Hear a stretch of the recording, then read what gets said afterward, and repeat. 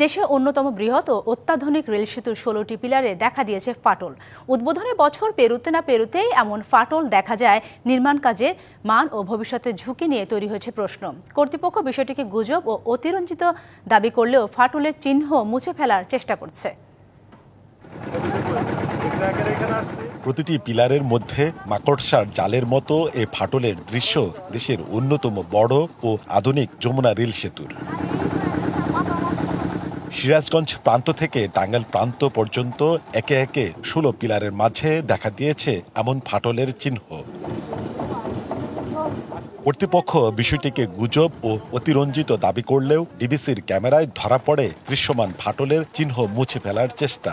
কিছুটা ক্র্যাক হতে পারে, এটা এখন দেখতে হবে স্ট্রাকচারাল ক্র্যাক কিনা। তা আমি সোফার যতটুকু জানি, যদি থেকে থাকে তাহলে হেয়ার ক্র্যাক টাইপের, এবং এটাকে অনেকটা ক্লোজ ছবি তুলে এআইটিআই এর মাধ্যমে এটাকে একটু বড় বড় দাগ দেখায় এটা করা হয়েছে আর কি, সোফার যতটুকু মনে হয়।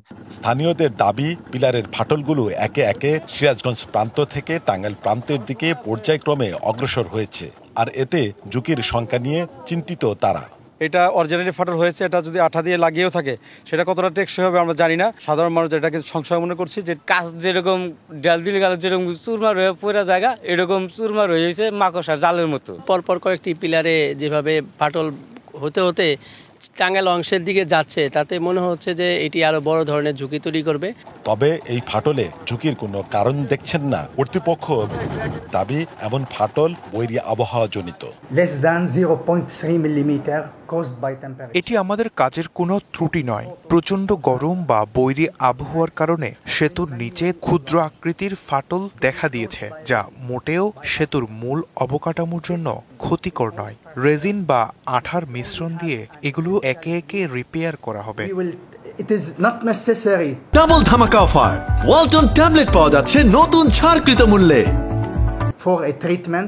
জাপান বাংলাদেশের যৌথ অর্থায়নে চলতি বছরের 18 মার্চ উদ্বোধন হওয়া 4.8 কিলোমিটার দৈর্ঘ্যের অত্যাধুনিক এই রেল সেতুটি তৈরিতে ব্যয় হয়েছে প্রায় 17,000 কোটি টাকা। Sohel Talukdar, DBC news, Sirajganj.